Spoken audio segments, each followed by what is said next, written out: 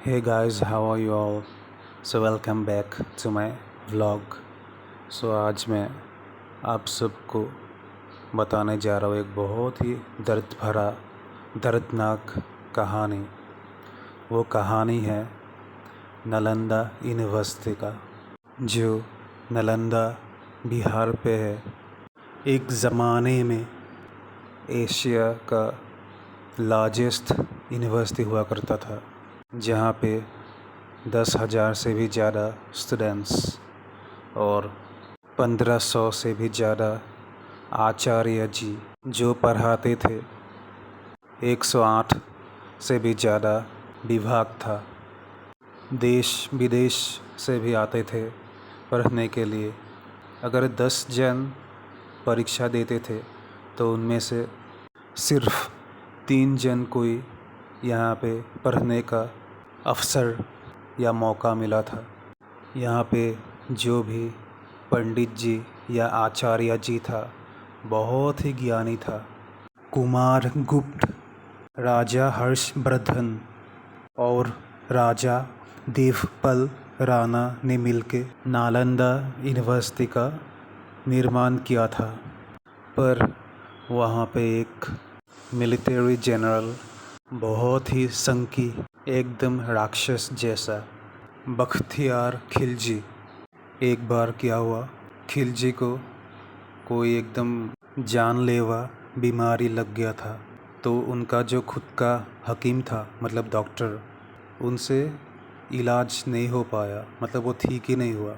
तभी क्या हुआ, एक दिन एक यात्री को खिलजी से मिलना था, लेकिन वो तो बीमार था, इसलिए बोला कि नहीं, मैं तो अभी नहीं मिल पाऊँगा। लेकिन बहुत आग्रह करने के बाद वो उनसे मिला। तभी वो यात्री ने बोला कि जो वर्ल्ड फेमस नालंदा यूनिवर्सिटी में जो मेडिसिन डिपार्टमेंट है, वहाँ के जो हेड है, जो प्रमुख है, पंडित राहुल श्रीभद्र जी, वो आपको ठीक कर सकता है। लेकिन खिलजी ने एक शर्त रखा कि वो भारतीय पद्धति से बना हुआ दवाई नहीं खाएगा। उसके बाद पंडित राहुल श्रीभद्र जी एक कुरान के साथ खिलजी के वहाँ पे गया और बोला कि आप रोज़ कुरान को पढ़िए तो आप ठीक हो जाएंगे। उसके बाद खिलजी ने रोज़ कुरान को पढ़ा और धीरे धीरे वो ठीक होने लगा। तभी मन ही मन उन्होंने सोचा कि मैं अपने हकीमों से कैसे ठीक नहीं हुआ, और एक मूर्ति पूजक से ठीक हो गया, क्योंकि वो मूर्ति पूजक का सख्त विरोध था। फिर उन्होंने पता लगाया, तभी पता चला कि पंडित जी ने जो कुरान दिया था, वो कुरान पे जो पन्ना था ना, हर पन्नों पे दवाई लगा के रखा था, क्योंकि उनको पता था कि खिलजी जो पन्ना है ना, पलटते समय थूक लगा के पलटता था, तभी वो थूक से वो दवाई उनके अंदर चला गया। तभी उनको बहुत गुस्सा आया और वो जाके नालंदा यूनिवर्सिटी का जो पुस्तकालय था और सब कुछ जला के राख कर दिया, कुछ भी नहीं बचा। जो पुस्तकालय था वहाँ पे एकदम बहुत इम्पोर्टेंट पुस्तक था, वहाँ पे बुक्स था, सब कुछ जल के राख हो गया। जो भाग सकता था वो तो भाग गया, बाकी सब जल के राख हो गया वहाँ पे।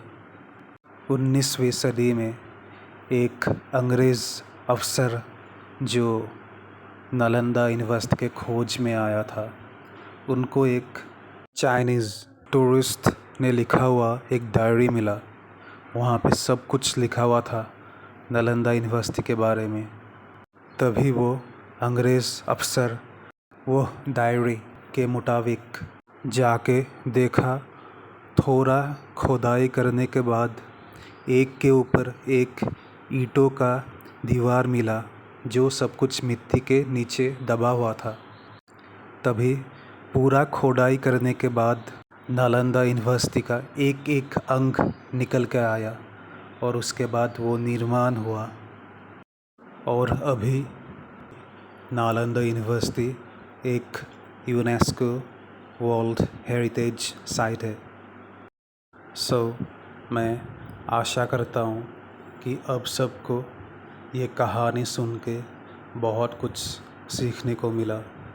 If you like the content, you can like, share and subscribe my channel. Till then, keep supporting me. Bye.